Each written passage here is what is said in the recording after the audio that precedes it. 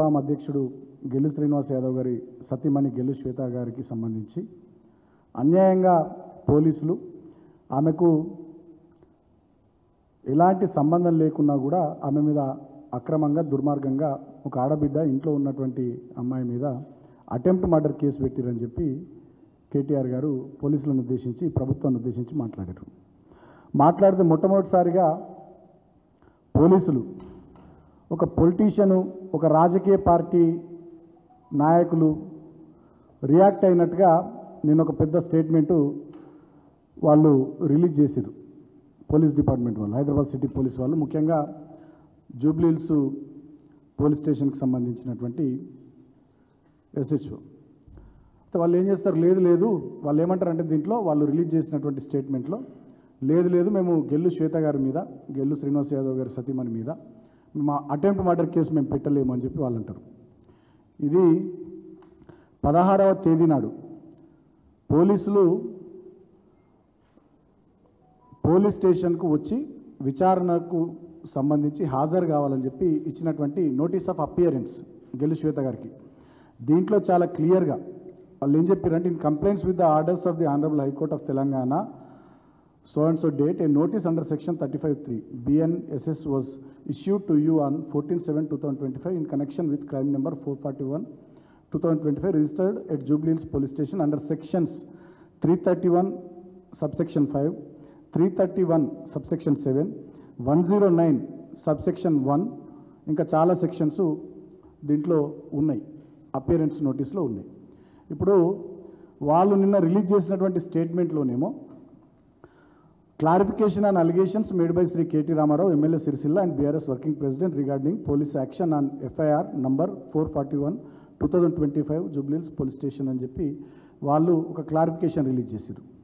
వాళ్ళు రిలీజ్ చేసినటువంటి క్లారిఫికేషన్లో కూడా చాలా క్లియర్గా 238 BNS was invoked against Srimati Shweta. No attempt to murder charges have been applied against Srimati Shweta as she was not present at the scene of the offense and had no direct role in the act of violence అని చెప్పి నిన్న release చేసినటువంటి దాంట్లోనేమో ఈ రకంగా చెప్పారు statement. వాళ్ళు ఇచ్చినటువంటి notice for appearance దాంట్లోనేమో చాలా క్లియర్గా ఈ సెక్షన్స్ మెన్షన్ చేస్తూ చెప్పినారు. మరి 109 సెక్షన్ ఇది భారతీయ న్యాయ సంహిత 2023 బుక్. దీంట్లో చాలా క్లియర్గా 109 సెక్షన్ ఏంటంటే అటెంప్ట్ టు మర్డర్. గతంలో ఇండియన్ పోలీస్ కోడ్ 1860 యాక్ట్ ప్రకారం అప్పుడు 307 సెక్షన్ ఉండే. ఇప్పుడు ఈ భారతీయ న్యాయ సంహిత 2023 వచ్చిన తర్వాత 109 సెక్షన్ అటెంప్ట్ టు మర్డర్గా మార్చబడ్డది. దీంట్లో 109 సబ్సెక్షన్ 1 అది కూడా చాలా క్లియర్గా ఏం చెప్తుందంటే, అటెంప్ట్ టు మర్డర్ అనేది చాలా క్లియర్గా చెప్తుంది. దీంట్లో డిఫైన్ చేసినటువంటిది కూడా అదే.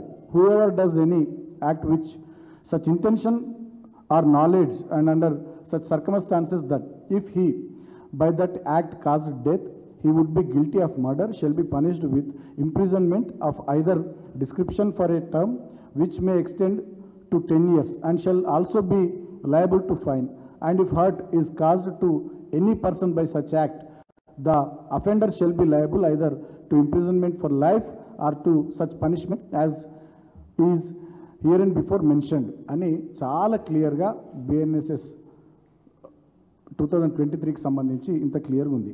అంటే వాస్తవాలేమో ఈ రకంగా ఉంటాయి. హైదరాబాద్ సిటీ పోలీసులు కానీ జూబ్లీహిల్స్ పోలీస్ స్టేషన్కి సంబంధించిన SHO కానీ దుర్మార్గంగా ప్రజలను కానీ మీడియాను కానీ తప్పుతో పట్టించే విధంగా వారు రిలీజ్ చేసినటువంటి స్టేట్మెంట్ ఏమో ఆ రకంగా ఉంది. అందుకనే మేము మళ్ళీ కోరుతూ ఉన్నాం, తెలంగాణ ప్రజలారా ఆలోచించండి, అర్థం చేసుకోండి. రాష్ట్రంలో జరుగుతున్నది ప్రజాపాలన కాదు, దుర్మార్గపు పాలన. రాష్ట్రంలో నడుస్తున్నది ఇందిరమ్మ పాలన కాదు, రాష్ట్రంలో నడుస్తున్నది ఎమర్జెన్సీ పాలన. ఇవాళ ఈ ప్రభుత్వంలో ఏ శాఖ కూడా పనిచేస్తలే, కేవలం పోలీసు శాఖ పనిచేస్తూ ఉంది. దానికి కారణం హోంమంత్రిగా ఉన్నటువంటి నేటి ముఖ్యమంత్రి రేవంత్ రెడ్డి ఇతర పార్టీల నాయకుల మీద, కార్యకర్తల మీద తన ప్రభుత్వాన్ని ఎవరు ప్రశ్నించినా వారిని భయపెట్టే విధంగా, వారి గొంతులు అణిచివేసే విధంగా, ఒక రాక్షస రాజ్యాన్ని ఇవాళ రేవంత్ రెడ్డి నాయకత్వంలో తెలంగాణలో పోలీసులను అడ్డం పెట్టుకుని నడిపిస్తున్నటువంటి తీరును తెలంగాణ ప్రజలు గమనించాల్సిందిగా కోరుతా ఉన్నాం. ఇదే రేవంత్ రెడ్డి ఆనాటి రోజులు తీసుకొస్తా అనంటే మేమేమో అనుకున్నాం. తెలంగాణలో 10 సంవత్సరాల మా పాలనలో ఎక్కడ కూడా ప్రజలు సంక్షేమం అభివృద్ధి తప్ప ఇంకో విషయం పట్టించుకునేటటువంటి పరిస్థితి లేదు. అంత మంచి పరిపాలన నడిపించినాం. ఆనాటి రోజులు తీసుకొస్తా అంటే సమైక్యాంధ్ర పాలనలో అప్పటి ప్రభుత్వాలు, అప్పటి పోలీసులు, అప్పటి పాలక వర్గాలు ఏ రకంగా తెలంగాణ ఉద్యమకారుల మీద దుర్మార్గంగా లాఠీచార్జీలు చేసిర్రో, దుర్మార్గంగా అక్రమ కేసులు పెట్టి జైళ్లలో నిర్బంధించిర్రో, ఏ రకంగా ఆనాడు మా గొంతులు నొక్కాలని అప్పటి పోలీసులు, అప్పటి పాలక వర్గం ప్రవర్తించిందో ఇవాళ మళ్ళీ ఆనాటి రోజులు తీసుకొస్తా అని చెప్పి రేవంత్ రెడ్డి ఇవాళ ఆనాటి రోజులను తీసుకొచ్చిండు. జరిగినటువంటి సంఘటనకు ఎలాంటి సంబంధం లేని గెలు శ్రీనివాస్ యాదవ్ గారి సతీమణి మీద అటెంప్ట్ మర్డర్ కేసు పెట్టి క్లియర్గా అపియరెన్స్ నోటీస్లో అన్ని సెక్షన్స్ మెన్షన్ చేస్తూ మళ్ళీ మా కేటీఆర్ గారు మేమంతా ప్రశ్నించగానే లేదు అటువంటిది ఏమీ లేదు అని చెప్పి మళ్ళీ దుర్మార్గంగా పోలీసులు ఈ రకంగా విడుదల చేయడం ఎక్స్ప్లెనేషన్ అనేది ఇంతకన్నా ప్రజల్ని తప్పుదోవ పట్టించేటటువంటి చర్య ఇంకోటి లేదు అని చెప్పి సందర్భంగా తెలియజేస్తూ ఇవాళ నేను ఒకటే పోలీస్ శాఖను కోరుతా ఉన్నా, ఎట్టి పరిస్థితుల్లో మీరు ఈ ప్రభుత్వానికి కొమ్ము కాసే విధంగా, ప్రభుత్వానికి పూర్తి స్థాయిలో ఒక ప్రైవేట్ సైన్యంలాగా మీరు పనిచేస్తున్నటువంటి తీరు వల్ల రాష్ట్రంలో అర్థమవుతూ ఉంది ప్రజానికి మొత్తానికి. ఇవాళ ఈ ప్రభుత్వం వచ్చిన 20 నెలల కాలంలో మా వాళ్ళని ఎంతమంది కార్యకర్తలను హత్య చేసింది ఈ ప్రభుత్వం, కాంగ్రెస్ పార్టీ నాయకులు, కార్యకర్తలు, కొల్లాపూర్ నుంచి మొదలుకొని ఆదిలాబాద్ దాకా. అదేవిధంగా ఎన్ని చోట్ల దాడులు, మా హరీష్ రావు గారి నేతృత్వంలో ఖమ్మంలో వరదలు వస్తే మాజీ మంత్రులు, ఎమ్మెల్యేల బృందం పోతే అక్కడ దాడి జరుగుద్ది. అంబర్పేట నియోజకవర్గంలో మూసీ ప్రక్షాళన పేరిట, హైడ్రా పేరిట పేదల ఇల్లు కూలగొడుతుంటే ఆ పేదలకు ధైర్యాన్ని ఇవ్వడానికి, అండగా నిలబడడానికి మా కేటీఆర్ గారు పోతే అక్కడ కేటీఆర్ గారి కాన్వాయ్ మీద దాడి చేసేటటువంటి ప్రయత్నం. సిద్దిపేటలో హరీష్ రావు గారి క్యాంప్ కార్యాలయం మీద దాడి, మల్కాజ్గిరిలో మా ఎమ్మెల్యే రాజశేఖర్ రెడ్డి గారి మీద, అదేవిధంగా అక్కడ మా నాయకుల మీద దాడి చేసేటటువంటి ప్రయత్నాలు. ఇట్లా రాష్ట్ర వ్యాప్తంగా చాలా చోట్ల దాడులు, చంపడాలు, సోషల్ మీడియాలో పోస్టులు పెడితే కార్యకర్తల మీద కేసులు, వాళ్ళని జైళ్లలో నిర్బంధించడాలు. అదేవిధంగా మా విద్యార్థి విభాగం, మా యూత్ నాయకులు ఎవరైనా ఈ ప్రభుత్వాన్ని ప్రశ్నిస్తూ నిరసన కార్యక్రమాలకు దిగితే వీళ్ళ మీద అక్రమ కేసులు బనాయించడం. ఇంకా దుర్మార్గంగా ప్రభుత్వం చేస్తున్నటువంటి అరాచకాలను ప్రశ్నిస్తూ నిరసనగా ఒక దిష్టి బొమ్మ దగ్ధం చేస్తుంటే తెలంగాణ భవన్ ముందు మా వాళ్ళ మీద అక్రమ కేసు. ఇదే తెలంగాణ భవన్ మా party office, BRS party head quarters. దీని లోపలికి కూడా పోలీసులు వచ్చి దుర్మార్గంగా దేశంలో ఎక్కడ లేని విధంగా బ్రిటిష్ వాళ్ళ కాలంలో చూసేది. స్వాతంత్రోద్యమం నడిచే రోజుల్లో ఆనాడు స్వాతంత్ర ఉద్యమకారులు ఏ రాజకీయ పార్టీ కార్యాలయంలో తలదాచుకున్నా ఆ రాజకీయ పార్టీ కార్యాలయాల మీద, ఏ పత్రికా కార్యాలయాల్లో తలదాచుకున్నా ఆ పత్రికా కార్యాలయాల మీద బ్రిటిష్ సైనికులు ఎట్లా దాడి చేసేదో మొన్న తెలంగాణ భవన్ మీద కూడా ఆ రకంగా పోలీసులు లోపలికి వచ్చి దాడి చేసేటటువంటి ప్రయత్నం. అంతేకాకుండా ఇట్లా చెప్పుకుంటూ పోతే చాలా ఉదాహరణలు, కోకొల్లలు. ఈ 20 నెలల కాలంలో పోలీసుల దాష్టికాలు, దుర్మార్గాలు, అక్రమాలు ఈ ప్రభుత్వానికి వంతపాడుతూ, ఈ ప్రభుత్వానికి ఒక రకంగా ప్రైవేట్ సైన్యంలాగా పనిచేస్తూ ఇవాళ ప్రతిపక్ష పార్టీల నాయకుల, కార్యకర్తల గొంతు నొక్కేటటువంటి దుర్మార్గ ప్రయత్నం చేస్తూ ఉన్నారు. దానికి ఇంతకన్నా నిదర్శనం ఇంకోటి లేదు. ఆనాడు మీరు మాట్లాడారు, గతంలో మా ప్రభుత్వం ఉన్నటువంటి సందర్భంలో ఇట్లా కేసులు పెడతారా, అట్లా కేసులు పెడతారా, ఇదా అదా అని చెప్పి మాట్లాడారు. మేము ఇట్లా చేయలే. ఆనాడు ట్రాన్స్పరెంట్గా పోలీసు వ్యవస్థ పారదర్శకంగా పనిచేసేటటువంటి పరిస్థితులు ఆనాడు ఉండే. ఎక్కడ కూడా ప్రభుత్వపరమైనటువంటి జోక్యాలు మేము చేసుకోలే. లా అండ్ ఆర్డర్ పీస్ఫుల్గా మెయింటైన్ చేయబడ్డది. ఆనాడు వేలాది ఇన్నోవా వాహనాలు ఇచ్చినాం, ప్రతి పోలీస్ స్టేషన్కి ఇంత ఖర్చు అని స్టేషనరీ ఖర్చులు ఇచ్చినాం, హోంగార్డుల అలవెన్సులు పెంచినాం, పోలీసుల జీతాలు పెంచినాం, వాళ్ళ జీవితాలకు భద్రత కల్పించేటటువంటి ప్రయత్నం చేసి శాంతి భద్రతలు అద్భుతంగా తెలంగాణలో నడిచే విధంగా, శాంతి భద్రతలు మంచిగా ఉంటేనే తెలంగాణకు పెద్ద ఎత్తున పెట్టుబడులు వస్తాయి, తెలంగాణ ప్రశాంతంగా ఉంటుంది, తద్వారా స్టేట్ యొక్క జిఎస్డిపి పెరుగుతుంది, తలసరి ఆదాయం పెరుగుతుంది, ఇంకా పెద్ద ఎత్తున ప్రైవేట్ ఇన్వెస్టర్స్ వస్తారు హైదరాబాద్కి అని చెప్పి ఆనాడు మేము ఆ రకంగా పనిచేసాం. తెలంగాణ భవన్ పక్కన ఉన్నటువంటి కమాండ్ కంట్రోల్ సెంటర్ కూడా లండన్లో, సింగపూర్లో, అమెరికాలో ఉన్నట్టుగా ఇక్కడ కట్టి మొత్తం ఒక అధునాతనమైనటువంటి వ్యవస్థను తీసుకొచ్చి చీమ చిటుక్కుమన్న తెలంగాణలో పోలీసులకు తెలిసేటట్టుగా ఆ రకమైనటువంటి పరిపాలన మేము చేసినాం. మీలాగా ప్రతిపక్షాల నాయకుల కార్ల మీద దాడులు, ప్రతిపక్ష నాయకుల్ని చంపడాలు, దానికి పోలీసులు సహకరించడాలు, ఈ రకంగా ఇళ్లలో ఉండే ఆడోళ్ళ మీద అక్రమ కేసులు పెట్టడాలు, సోషల్ మీడియా కార్యకర్తలకు ఫోన్లు చేసి పోలీసులే నువ్వు ఎందుకు పెడుతున్నావా పోస్ట్ అని బెదిరించేటటువంటి పరిస్థితులు ఆనాడు లేకుండే. మేము ఆనాడు ఆ రకంగా పనిచేసి ఉంటే ఇవాళ మీరు ఇట్లా ఉండకపోయేది. కానీ ఎన్నడూ కూడా మేము ప్రభుత్వ పరంగా జోక్యం చేసుకోకుండా పారదర్శకంగా పోలీసు వ్యవస్థను నడిపించినాం. కాబట్టి ఎన్నో అవార్డులు వచ్చినాయి కదా, షీ టీమ్స్ పెట్టినాం. అదేవిధంగా ఎన్నో కొత్త కొత్త మార్పులు చేర్పులు తీసుకొచ్చి అద్భుతమైనటువంటి అధునాతన పోలీసు వ్యవస్థను, పారదర్శకమైనటువంటి పోలీసు వ్యవస్థను మేము తీసుకొస్తే ఇవాళ ఈ తెలంగాణ రాష్ట్రంలో పోలీసు వ్యవస్థ రేవంత్ రెడ్డి ప్రైవేట్ సైన్యంలాగా మారిపోయింది. నేను పోలీసులను కూడా కోరుతా ఉన్నా, ఇవాళ రాష్ట్రంలో ఎన్ని హత్యలు జరుగుతూ ఉన్నాయి, హైదరాబాద్ లాంటి మహానగరంలో ఎన్ని దొంగతనాలు జరుగుతూ ఉన్నాయి, ఇవాళ రాష్ట్ర వ్యాప్తంగా గంజా ఎట్లా పెట్టిపోయింది. అసలు దేని మీద మీ దృష్టి ఉంది? బీఆర్ఎస్ వాళ్ళ మీదనేనా మీ దృష్టి? మీరు పెట్టాల్సిన శ్రద్ధ దేని మీద?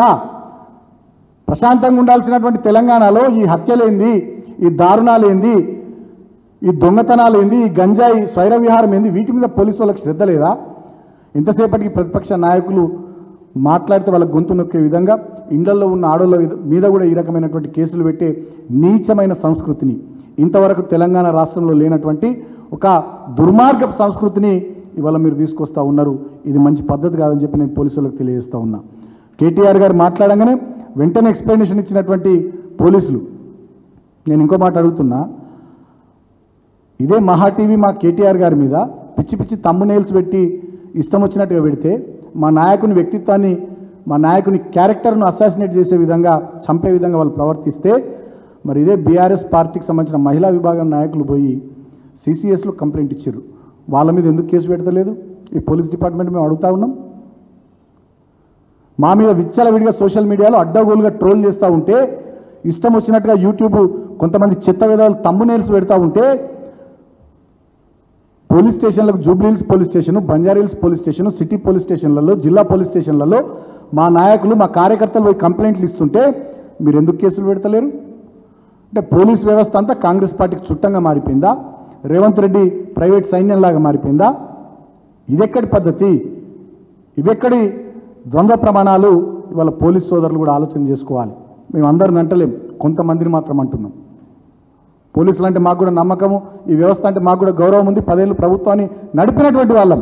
మేమందరి గురించి మాట్లాడతలేం. కొందరు ఎవరైతే ఈ ప్రభుత్వానికి తొత్తులుగా పనిచేస్తున్నారో వాళ్ళ గురించి మాట్లాడుతున్నాం. ఇప్పటికైనా ఈ పద్ధతి మార్చుకొని ప్రజలకు వాస్తవాలు చెప్పే విధంగా, పారదర్శకంగా ఈ పోలీస్ వ్యవస్థ ఈ రాష్ట్రంలో పనిచేసే విధంగా ఉండాలి. లేకపోయినట్టయితే ప్రజలన్నింటినీ కూడా గమనిస్తున్నారు, పెద్ద ఉద్యమం వస్తుంది. ప్రజల ఆగ్రహాలు మీరు చల్లార్చలేరు. ప్రజా ఉద్యమం పెద్ద ఎత్తున వస్తే మీరు పోలీసులు తట్టుకోలేరు అనేటటువంటి విషయాన్ని కూడా తెలియజేస్తూ ఉన్నాం. ఎంతమందిని పెడతారు జైళ్ళల్లో?